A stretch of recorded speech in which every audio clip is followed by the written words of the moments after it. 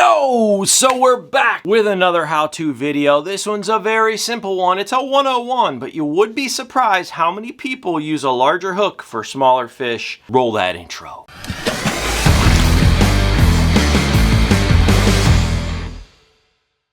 So I can't tell you how many times I've gone to like kids events or even some adult events and have seen folks trying to catch bluegill or crappie but using a huge hook. Let me show you something like this. Using like an EWG hook, like a worm hook on a little bluegill that has just a little baby mouth.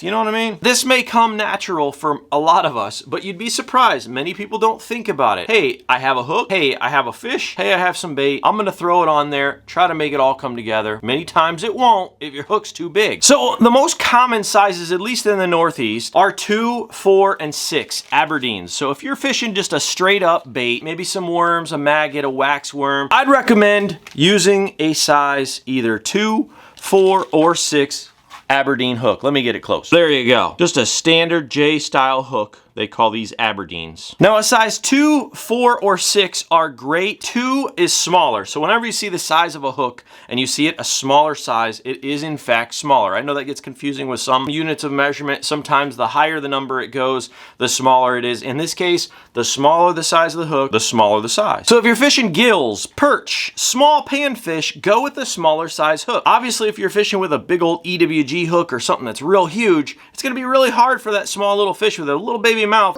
to get that big old hook in there. They're just gonna pull the worm or whatever you're fishing with off the side of that hook and you're gonna be left with nothing. I even go as small as like a 4 mil tungsten jig head, something like this. Those hooks may seem small, too small in fact to some, but those are really awesome baits for not just bluegill, but crappie as well. So if you're fishing bait, live bait, for smaller species like bluegill, crappie, perch, etc., sizes 2, 4, and 6 are awesome Aberdeen hooks to use for live bait. If you're using a jig, something like a soft plastic body that we make in crap slap line, something like this, I'd recommend as small as 1/64th on our micros, all the way up to a 1/8 inch. There's the 64th, real small, real petite, great for micros.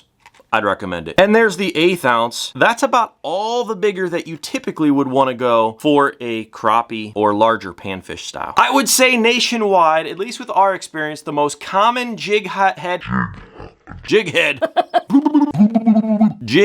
size is the 1/16 ounce. So it's great for casting from the shore, even on the boat. It's a nice, good size medium weight for casting and retrieving, and you pretty much catch most panfish on it. You can catch perch, you can catch the bluegies, you can catch the cropsters. As far as our extra wide gap hooks are concerned, when you're fishing bass, we cover 1/0, so that's 1/0.